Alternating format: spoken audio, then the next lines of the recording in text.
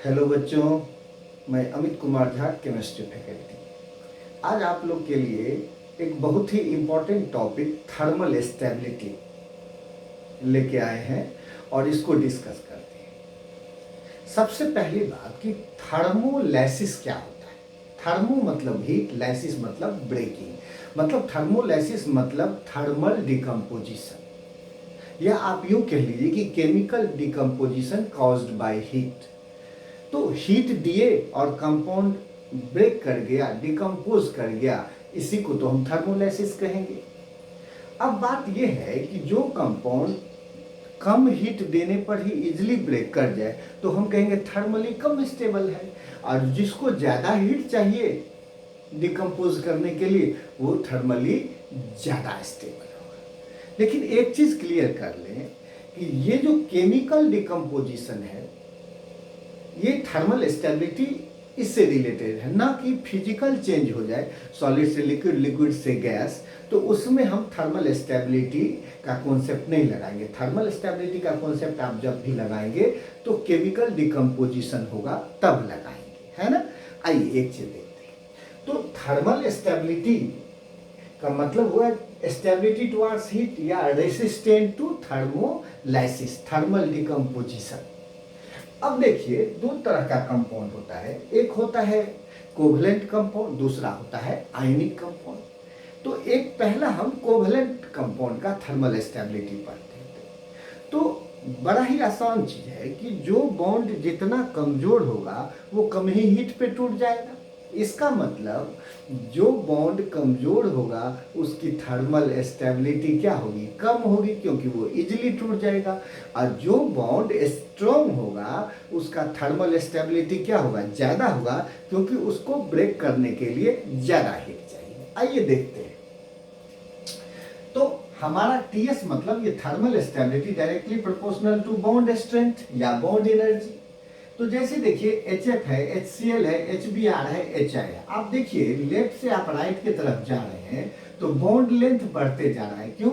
कि हाइड्रोजन तो वही है, बट हाइड्रोजन में फ्लोरीन से बड़ा क्लोरीन, क्लोरीन से बड़ा ब्रोमीन, ब्रोमीन से बड़ा आयोडीन। तो इसके बीच का बॉन्ड लेंथ बढ़ता गया, तो बॉन्ड लेंथ बढ़ता गया तो बॉन्ड की एनर्जी घटती गई।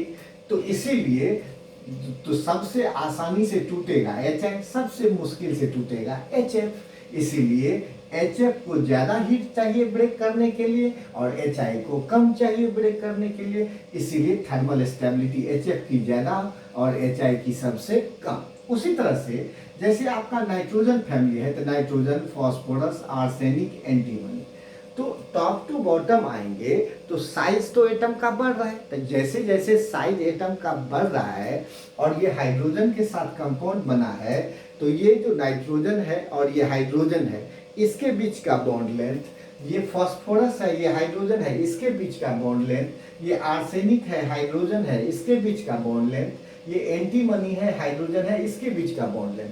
क्योंकि एंटीमनी का साइज सबसे बड़ा है, इसका मतलब ये बॉन्ड लेंथ सबसे बड़ा होगा, और नाइट्रोजन का साइज यहाँ सबसे छोटा है, इसलिए नाइट्रोजन हाइड्रोजन का बॉन्ड लेंथ सबसे कम होगा। इसका मतलब जिसका बॉन्ड लेंथ सबसे कम उसका बॉन्ड एनर्जी सबसे ज्यादा, इसीलिए इसको ज्यादा हीट चाहिए ब्रेक करने के लिए, इसीलिए अमोनिया ज्यादा थर्मली स्टेबल होगा। और एंटीमनी हाइड्राइड क्योंकि इसमें बॉन्ड लेंथ ज्यादा है इसीलिए बॉन्ड एनर्जी कम होगा, तो ये कम स्टेबल होगा थर्मली। ओके, आइए अब देखिए। उसी तरह से कार्बन, सिलिकॉन, जर्मेनियम, एसएन सारे के सारे एक ही ग्रुप के हैं। हाइड्रोजन के साथ कंपाउंड रहे थे मीथेन, साइलेन, जर्मेन, इसी तरह से SnH4 बनाया।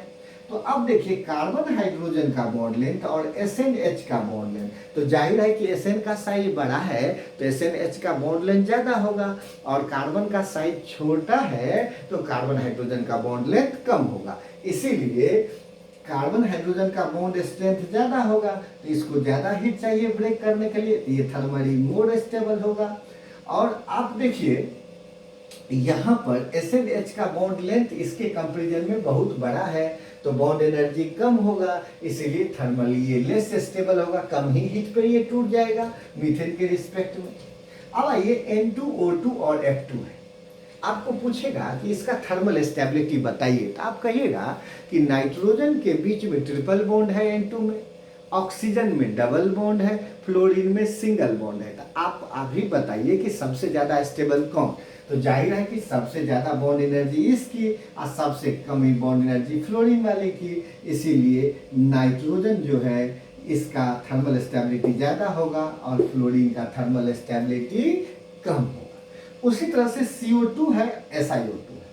तो CO2 जो है कार्बन डबल बॉन्ड ऑक्सीजन, इधर भी डबल बॉन्ड ऑक्सीजन, इसमें आपको लगता है सिंगल बॉन्ड है, तो ये कम स्टेबल होना चाहिए, ये ज़्यादा। बट होता क्या है, CO2 तो डिस्क्रीट मॉलिक्यूल के रूप में एग्जिस्ट करता है, बंडल बार फोर्स से इंटरैक्ट होता है।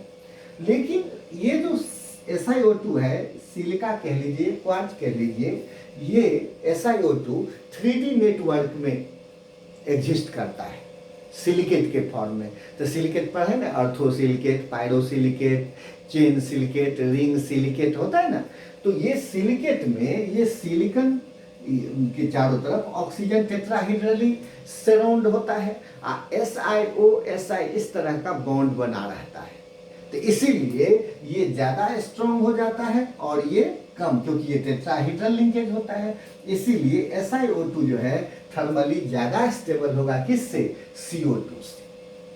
अब हम आते हैं आयनिक कंपाउंड का थर्मल स्टेबिलिटी पढ़ते हैं। तो उसके लिए सबसे पहले एक छोटा सा कॉन्सेप्ट है आयनिक पोटेंशियल, उसको समझते हैं। आइए देखते हैं। आयनिक पोटेंशियल होता है जो भी चार्ज ऑफ केटाइन बटा रेडियस ऑफ केटाइन।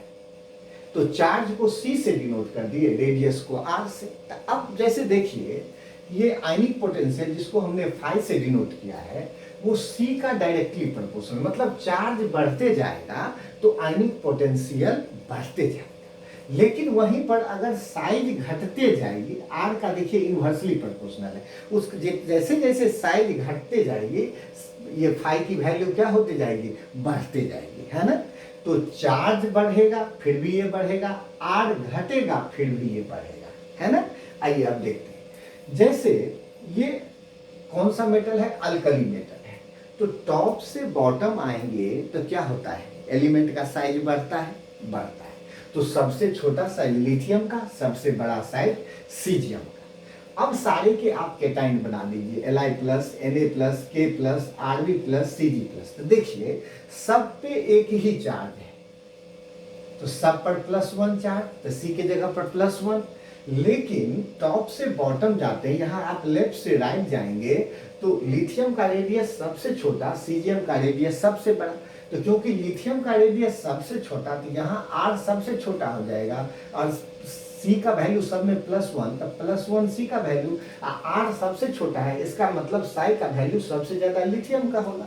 सीजियम में यहाँ भी +1 ही है चार्ज, बट इसका रेडियस बहुत बड़ा है, इसका मतलब साइज छोटा हो जाएगा। इसलिए आयनिक पोटेंशियल जो है सबसे ज्यादा लिथियम का होगा और सबसे कम किसका होगा? सीजियम का। वही कम बेरिलियम वाले में देख लीजिए, अल्कलाइन अर्थ मेटल में। आप वैसे तो आप जानते हैं कि बेरिलियम को अल्कलाइन अर्थ मेटल नहीं कहते, है ना। लेकिन यहाँ पर ये सेकेंड ग्रुप का एलिमेंट है, beryllium, magnesium, calcium, strontium, barium. देखिए सब पे चार्ज +2 ही है, सब पे। लेकिन जिसका रेडियस कम होगा उसका आयनिक पोटेंशियल ज्यादा होगा। तो सबसे रेडियस किसका कम है? बेरिलियम का। इसका सबसे ज्यादा आयनिक पोटेंशियल बेरिलियम का। और सबसे बड़ा साइज इस ग्रुप में किसका है? बेरियम का। तो जब सबसे बड़ा साइज बेरियम का है तो सबसे बड़ा रेडियस बेरियम का, इसका मतलब साई की वैल्यू, आयनिक पोटेंशियल वैल्यू सबसे कम। इसीलिए आपका आयनिक पोटेंशियल जो है डाउन द ग्रुप जा रहा है तो घट रहा है। अब जरा देखिए, sodium, magnesium, aluminium, silicon, period में आप लेफ्ट से राइट जा रहे हैं, है ना। तो देखिए आप तो जानते हैं कि जब हम लेफ्ट से राइट जाते हैं पीरियड में तो साइज एलिमेंट का घटता है जनरली, है ना। तो अब देखिए सोडियम पर +1, मैग्नीशियम पर +2, एल्युमिनियम पर +3, सिलिकॉन पे +4। तो C का वैल्यू धीरे धीरे बढ़ता जा रहा है। तो C का वैल्यू जो जो बढ़ता जाएगा तो आयनिक पोटेंशियल बढ़ेगा, क्योंकि आयनिक पोटेंशियल C चार्ज का डायरेक्टली प्रोपोर्शनल है। तो चार्ज यहाँ बढ़ रहा है, इसका मतलब क्या हुआ? आयनिक पोटेंशियल बढ़ रहा है। साथ साथ अब देखिए, ये सोडियम से छोटा मैग्नीशियम, मैग्नीशियम से छोटा एल्युमिनियम, एल्युमिनियम से छोटा सिलिकॉन। तो लेफ्ट से राइट जाने पर पीरियड में साइड घटता है, तो आर जो जो घटते जाएगा तो साइड आयनिक पोटेंशियल का वैल्यू, फाई का वैल्यू क्या होता जाएगा, बढ़ता जाएगा।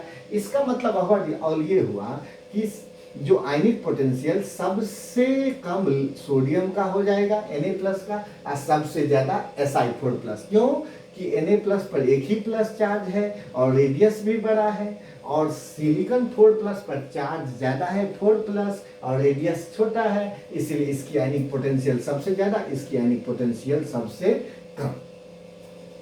तो उम्मीद करते हैं कि आप इसको समझ गए होंगे कि ये आयनिक पोटेंशियल क्या होता है, चार्ज बाय रेडियस का रेशियो, है ना। अब हम आते हैं कि जो हमारा थर्मल स्टेबिलिटी का कॉन्सेप्ट था उस पे। तो उसमें करते क्या है, पहला जैसे एनाइन में आप मोनो एटॉमिक एनाइन लीजिए, एक एटम वाला एनाइन। कौन सा, जैसे देखिए fluoride ion, chloride ion, bromide ion, iodide ion, oxide ion, sulphide ion, hydride ion, देखिए सब एक ही है, सब एनाइन एक ही एटम का बना हुआ है ना। ठीक, तो ये जब ऐसा रहे, जब एनाइन आपका मोनो एटॉमिक रहे, तो क्या करिएगा कि लैटिस एनर्जी अगर ज्यादा तो थर्मल स्टेबिलिटी ज्यादा। क्या ज्यादा, लैटिस एनर्जी ज्यादा तो थर्मल एनर्जी ज्यादा, है ना। वैसे लैटिस एनर्जी कहते किसको, तो जब कोई आयनिक कंपाउंड, एक मोल आयनिक कंपाउंड अपने गैसियस केटाइन और एनाइन से मिलके बनते हैं, उसके दौरान जो एनर्जी रिलीज होती है वही लैटिस एनर्जी के इक्विवेलेंट होता है। तो जितना ज्यादा एनर्जी रिलीज होगा उतना ज्यादा स्ट्रॉन्ग लैटिस बनेगा, है ना। तो अब एक चीज देखा कि ये थर्मल स्टेबिलिटी लैटिस एनर्जी का डायरेक्टली प्रोपोर्शनल होता है। आप तो जानते हैं कि जब इलेक्ट्रोस्टैटिक फोर्स ऑफ अट्रैक्शन होता है तो आप पढ़े होंगे M बराबर क्या, K Q1 Q2 by R²। तो एक केटाइन का चार्ज लीजिए, ये Q1 केटाइन का चार्ज, Q2 एनाइन का चार्ज, R जो हुआ वो इंटर आयनिक रेडियस, क्या हो गया, इंटर आयनिक रेडियस। अब आप देखिए, अगर केटाइन एनाइन पे चार्ज बढ़ते जाएंगे, जैसे सोडियम का ऑक्साइड तो Na2O लेंगे आप, तो Na पर प्लस, ऑक्सीजन पर -2, लेकिन कैल्शियम का ऑक्साइड लेंगे तो कैल्शियम पर 2+, ऑक्सीजन पर 2-, तो देखिए ओवरऑल चार्ज बढ़ गया कि नहीं। एल्युमिनियम का ऑक्साइड लीजिए Al2O3, तो एल्युमिनियम पर 3+, ऑक्सीजन पर 2-, तो ओवरऑल मल्टीप्लाई करेंगे तो प्रोडक्ट ऑफ चार्ज बढ़ रहा है। तो जैसे जैसे Q1 Q2 की वैल्यू बढ़ती जाएगी तो लैटिस एनर्जी बढ़ती जाएगी, और रेडियस अगर घटता जाएगा, मतलब इंटर आयनिक डिस्टेंस, आर्स का मतलब यहाँ इंटर आयनिक डिस्टेंस है, वो घटता चला जाएगा, तो फिर भी लैटिस एनर्जी बढ़ता जाएगा, और लैटिस एनर्जी ज्यादा होगा तो थर्मल स्टेबिलिटी ज्यादा। तो आइए देखते हैं, हम फ्लोरीन से लेते हैं, लिथियम का फ्लोराइड, लिथियम का क्लोराइड, लिथियम का ब्रोमाइड, लिथियम का आयोडाइड। तो जैसे जैसे साइज बढ़ता जाएगा आयन का, तो इंटर आयनिक डिस्टेंस बढ़ता जाएगा, मतलब R बढ़ता जाएगा, तो R बढ़ता जाएगा तो लैटिस एनर्जी इनवर्सली प्रोपोर्शनल है, तो R बढ़ता जाएगा तो लैटिस एनर्जी घटता जाएगा, और लैटिस एनर्जी घटता जाएगा तो थर्मल स्टेबिलिटी भी घटेगा। तो इसका मतलब सबसे छोटा ये, इसका मतलब लैटिस एनर्जी सबसे ज्यादा इसमें, इसलिए सबसे थर्मली स्टेबल ज्यादा यहाँ रिलेटिवली। और लिथियम का आयोडाइड जो है, इसका साइज यहाँ बहुत बड़ा हो गया, तो R की वैल्यू ज्यादा हो गई, R की वैल्यू ज्यादा हो गई तो लैटिस एनर्जी कम, और लैटिस एनर्जी कम तो थर्मली लेस स्टेबल। उसी तरह से lithium chloride, sodium, potassium, rubidium, caesium सारे के क्लोराइड हैं। अब आप गौर करिए, एनाइन तो सब में एक ही है, लेकिन metal ion lithium, sodium, potassium, rubidium, caesium, तो ये बढ़ रहे हैं ना। तो जैसे जैसे आपके ये अल्कली मेटल के साइज बढ़ते जा रहे हैं तो इंटर आयनिक डिस्टेंस बढ़ते जा रहे हैं, मतलब R का वैल्यू बढ़ता जा रहा है, और जो ही R बढ़ेगा तो लैटिस एनर्जी घटेगा, और लैटिस एनर्जी घटेगा तो थर्मली लेस स्टेबल होगा। इसका मतलब इसका साइज छोटा हो गया, इसका मतलब ये क्या हो गया इसकी लैटिस एनर्जी ज़्यादा, इसका मतलब ये ज़्यादा थर्मली स्टेबल लिथियम क्लोराइड। और सीरियम क्लोराइड का साइज बड़ा, तो इसका मतलब इसका आर जो है इंटर आयनिक डिस्टेंस इसमें ज़्यादा, इसका मतलब ये लैटिस एनर्जी कम, तो ये थर्मली लेस स्टेबल। उसी तरह से अब आइए ऑक्साइड में O2 माइनस, ये भी सिंगल आयन का है ना। तो देखिए, तो मोनो एटॉमिक एनाइन है ये भी ऑक्साइड। तो बेरिलियम का oxide, magnesium, calcium, strontium, barium सारे के ऑक्साइड था। ऑक्साइड O2 माइनस आयन तो सभी में है कॉमन, लेकिन बेरिलियम से बेरियम की तरफ जाएंगे तो साइज बढ़ता जा रहा है। तो जो जो साइज बढ़ता जा रहा है तो हमारा जो इंटर आयनिक डिस्टेंस है आर का वैल्यू बढ़ता जा रहा है, मतलब लैटिस एनर्जी घटता जा रहा है। और लैटिस एनर्जी घटा तो थर्मली कम स्टेबल होगा। इसका मतलब बेरिलियम ऑक्साइड जो है वो लैटिस एनर्जी ज़्यादा, इसीलिए ज़्यादा थर्मली स्टेबल। अब बेरियम ऑक्साइड जिसका लैटिस एनर्जी कम, तो इसका मतलब ये कम थर्मली स्टेबल। उसी तरह से ये सोडियम के ऑक्साइड, मैग्नीशियम के ऑक्साइड, एल्युमिनियम के ऑक्साइड और सिलिकॉन के ऑक्साइड, ध्यान दिया जाए जब आप लेफ्ट से राइट जा रहे हैं तो ध्यान दीजिए, सोडियम, सोडियम से छोटा मैग्नीशियम, मैग्नीशियम से छोटा एल्युमिनियम, एल्युमिनियम से छोटा सिलिकॉन होता है ना। लेफ्ट से राइट जाते हैं तो साइज घटता है ना। तो जो ही साइज घटेगा तो आर की वैल्यू क्या होगी, इंटर आयनिक डिस्टेंस कम होगा।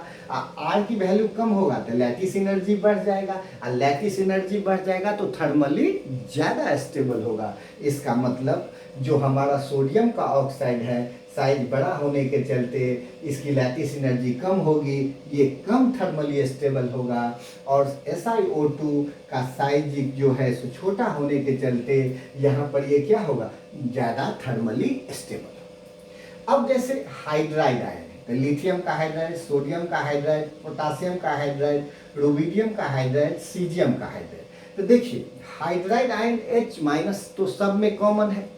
तो अब देखिए lithium, sodium, potassium, rubidium, caesium, left से राइट जा रहे हैं तो आपका क्या हो रहा है, साइज जो है मेटल आयन का बढ़ रहा है ना। ठीक, तो जिस लिथियम का साइज सबसे छोटा, तो लिथियम हाइड्राइड में आर की वैल्यू सबसे कम, इंटर आयनिक डिस्टेंस सबसे कम, इसका मतलब लैटिस एनर्जी सबसे ज़्यादा, इसका मतलब थर्मल स्टेबिलिटी यहाँ पर सबसे ज़्यादा। तो लिथियम हाइड्राइड की थर्मल स्टेबिलिटी सबसे ज़्यादा। अब आइए सीजियम क्लोराइड, तो सीजियम का यहाँ साइज सबसे बड़ा, इसका मतलब सीजियम हाइड्राइड में आर की वैल्यू सबसे बड़ी।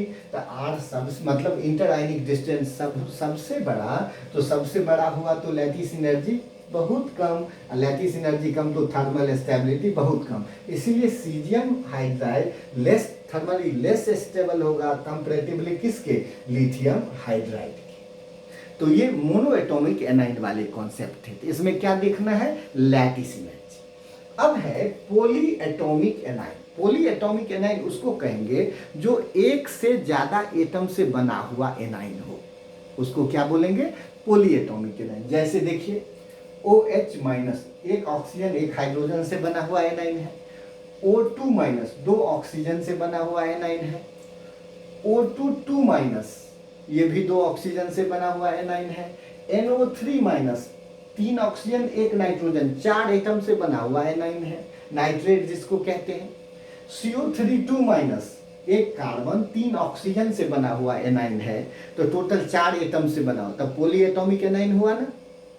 एक छोटी सी बात आपको याद दिला दें, जैसे H2O2 है तो आप इसको हाइड्रोजन पेरोक्साइड बोलते हैं।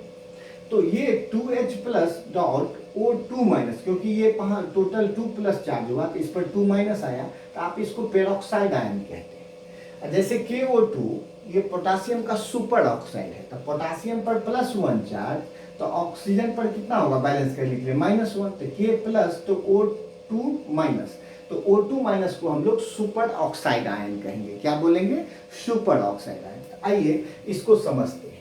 तो इसमें एक चीज समझिएगा, जब भी पॉली एटॉमिक एनाइन हो, पॉली एटॉमिक एनाइन हो, तो ध्यान रखिएगा एक बात कि जिस मेटल का जो जो आयनिक पोटेंशियल बढ़ते जाएगा, क्या होता जाएगा, मेटल का आयनिक पोटेंशियल बढ़ते जाएगा। मतलब आप कहिएगा साइज घटते जाता है तो आयनिक पोटेंशियल बढ़ते जाता है ना।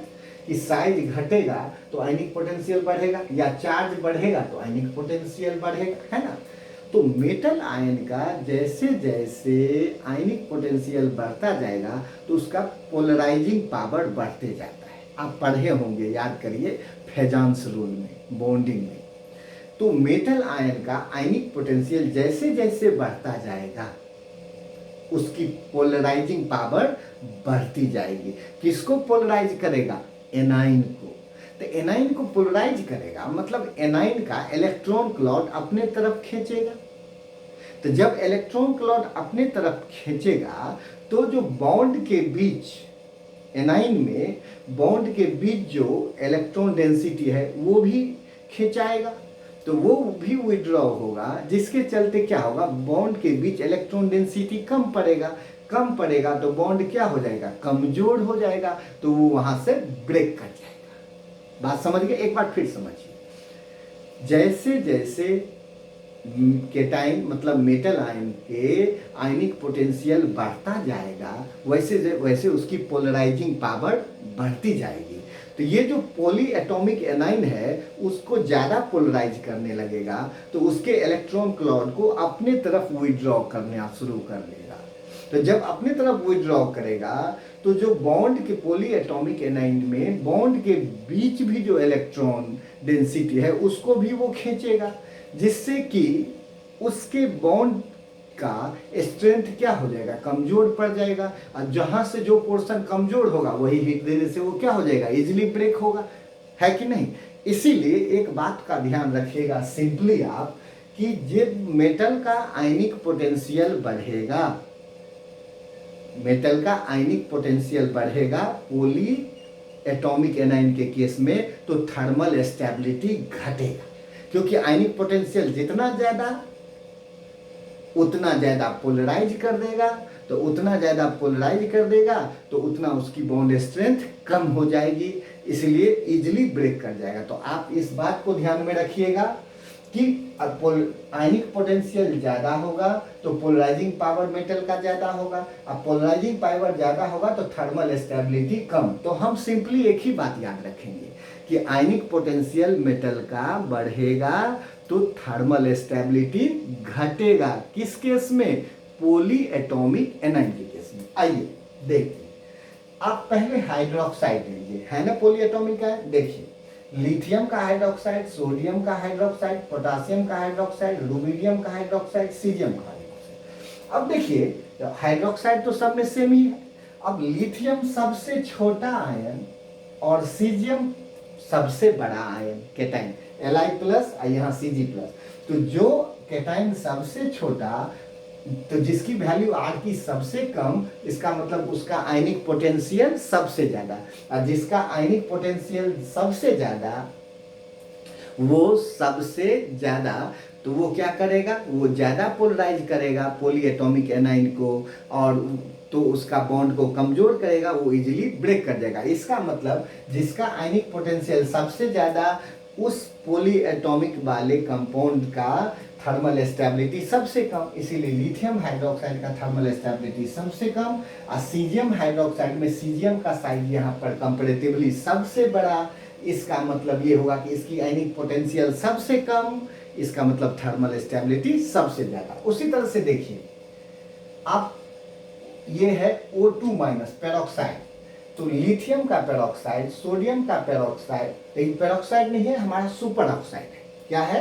Super oxide. अब देखिए LiO2, NaO2, KO2, RbO2 और CgO2 सारे जो हैं ये हमारे क्या है, सुपर ऑक्साइड है। तो देखिए लिथियम का साइज सबसे छोटा, इसका मतलब आयनिक पोटेंशियल सबसे ज्यादा, तो ये थर्मली लेस स्टेबल। और सीजियम का जो हमारा सुपर ऑक्साइड है, तो सीजियम का साइज सबसे बड़ा, तो आयनिक पोटेंशियल सबसे कम, इसका मतलब ये ज्यादा थर्मली स्टेबल। तो आप सब में एक ही लगाएंगे, जैसे O2-, क्या है, पेरोक्साइड आयन। तो देखिए LiO2, Na2O2, K2O2, Rb2O2, CS2O2। तो ये Li2O2 जो है, तो लिथियम का साइज सबसे छोटा आयनिक पोटेंशियल सबसे ज़्यादा तो लेस थर्मली स्टेबल। सीजियम का साइज यहाँ भी सबसे बड़ा, आयनिक पोटेंशियल सबसे कम, इसका मतलब थर्मली ज़्यादा स्टेबल। उसी तरह से आप बेरिलियम वाला ले लीजिए, तो बेरिलियम का ये क्या है, पेरोक्साइड है ना, क्योंकि बेरिलियम पर +2 चार्ज, O2 पर 2 माइनस, O2 पर 2 माइनस होता था तो क्या होता था, पेरोक्साइड। तो बेरिलियम का पेरोक्साइड से लेके बेरियम के पेरोक्साइड तक आइए, तो आप बताइए क्या होगा। तो आप कहेंगे कि बेरिलियम का साइज सबसे छोटा, आयनिक पोटेंशियल सबसे ज़्यादा, इसका मतलब थर्मली लेस स्टेबल। और बेरियम का साइज सबसे बड़ा, इसका मतलब बेरियम का साइज सबसे बड़ा तो आयनिक पोटेंशियल सबसे कम, इसका मतलब थर्मली मोर स्टेबल। अब जैसे नाइट्रेट लीजिए, तो ये भी पॉली एटॉमिक एनाइन है, तो इसमें भी अगर जिस मेटल का आयनिक पोटेंशियल सबसे ज़्यादा होगा वो इसके बॉन्ड को ज़्यादा कमजोर करेगा तो इजीली टूट जाएगा। इसीलिए लिथियम का नाइट्रेट है और सीजियम का नाइट्रेट है, तो लिथियम का नाइट्रेट थर्मली लेस स्टेबल होगा क्योंकि लिथियम का आयनिक पोटेंशियल ज़्यादा, और सीजियम का नाइट्रेट जो होगा वो थर्मली मोर स्टेबल होगा क्योंकि सीजियम का आयनिक पोटेंशियल कम। उसी तरह से कार्बोनेट देखिए, तो कार्बोनेट भी तो पॉली एटॉमिक एनाइन है ना, तो इसका मतलब जिस मेटल का आयनिक पोटेंशियल ज़्यादा वो बॉन्ड को क्या कर देगा, कमजोर कर देगा, इसका मतलब वो थर्मली लेस स्टेबल। तो बेरिलियम का carbonate, magnesium carbonate, calcium carbonate, strontium carbonate और बेरियम कार्बोनेट। तो बेरिलियम का साइज सबसे छोटा, इसका मतलब है कि बेरिलियम का आयनिक पोटेंशियल सबसे ज़्यादा, इसका मतलब इसकी थर्मल स्टेबिलिटी सबसे कम। और बेरियम कार्बोनेट में बेरियम का साइज यहाँ कंपैरेटिवली इस ग्रुप में सबसे बड़ा, इसका मतलब आयनिक पोटेंशियल सबसे कम, इसका मतलब थर्मल स्टेबिलिटी सबसे ज़्यादा। तो एक बार ओवरऑल मैं फिर से बोल देता हूँ कि थर्मल स्टेबिलिटी का मतलब क्या हुआ, स्टेबिलिटी टुवार्ड्स हीट हुआ, मतलब जो कंपाउंड इजीली ब्रेक कर जाए हीट देने पर वो लेस थर्मली स्टेबल है, जो कंपाउंड बड़ा मुश्किल से ब्रेक करे जिसके लिए ज़्यादा हीट चाहिए वो थर्मली मोर स्टेबल है। तो अगर कोवेलेंट कंपाउंड की बात हो तो बॉन्ड एनर्जी से सोचेंगे कि बॉन्ड एनर्जी जितना ज़्यादा, बॉन्ड स्ट्रेंथ जितना ज़्यादा, उसको उतना ज़्यादा हीट लगेगा ब्रेक करने में, इसका मतलब बॉन्ड एनर्जी ज़्यादा तो थर्मल स्टेबिलिटी ज़्यादा। और आयनिक कंपाउंड में दो बातें होंगी, अगर मोनो एटॉमिक एनाइन होगा तो इसमें आप लैटिस एनर्जी से सोचिए कि लैटिस एनर्जी ज़्यादा तो उसकी थर्मल स्टेबिलिटी ज़्यादा। और अगर पॉली एटॉमिक एनाइन है तो पॉली एटॉमिक एनाइन में हम क्या समझेंगे कि जिस मेटल आयन का, सिंपली कहिएगा कि आयनिक पोटेंशियल का थर्मल स्टेबिलिटी जो होता है वो रेसिप्रोकल होता है, इन्वर्सली प्रोपोर्शनल होता है। किस केस में, पॉली एटॉमिक एनाइन के केस में इन्वर्सली प्रोपोर्शनल, सिंपली कहिएगा। अदरवाइज कॉन्सेप्ट से कहिएगा तो कहिएगा आयनिक पोटेंशियल मेटल आयन का जैसे जैसे बढ़ेगा तो उसकी पोलराइजिंग पावर बढ़ेगी, तो वो पॉली एटॉमिक एनाइन को ज़्यादा पोलराइज करेगा, इलेक्ट्रॉन क्लॉड को अपने तरफ विड्रॉ करेगा, जिसके चलते क्या होगा, तो ओवरऑल इलेक्ट्रॉन क्लॉड के साथ साथ जो बॉन्ड के बीच का जो इलेक्ट्रॉन क्लॉड है पॉली एटॉमिक एनाइन में, उसको भी अपने तरफ विड्रॉ करेगा, जिसके चलते इलेक्ट्रॉन डेंसिटी बॉन्ड के बीच कम हो जाएगा, तो बॉन्ड स्ट्रेंथ कम हो जाएगा, तो जो पोर्शन वीक होगा वहाँ से हीट देने पर आसानी से टूट जाएगा। इसीलिए आयनिक पोटेंशियल ज़्यादा तो बॉन्ड, आयनिक पोटेंशियल ज़्यादा तो थर्मल स्टेबिलिटी कम, किस केस में, पॉली एटॉमिक एनाइन के केस में।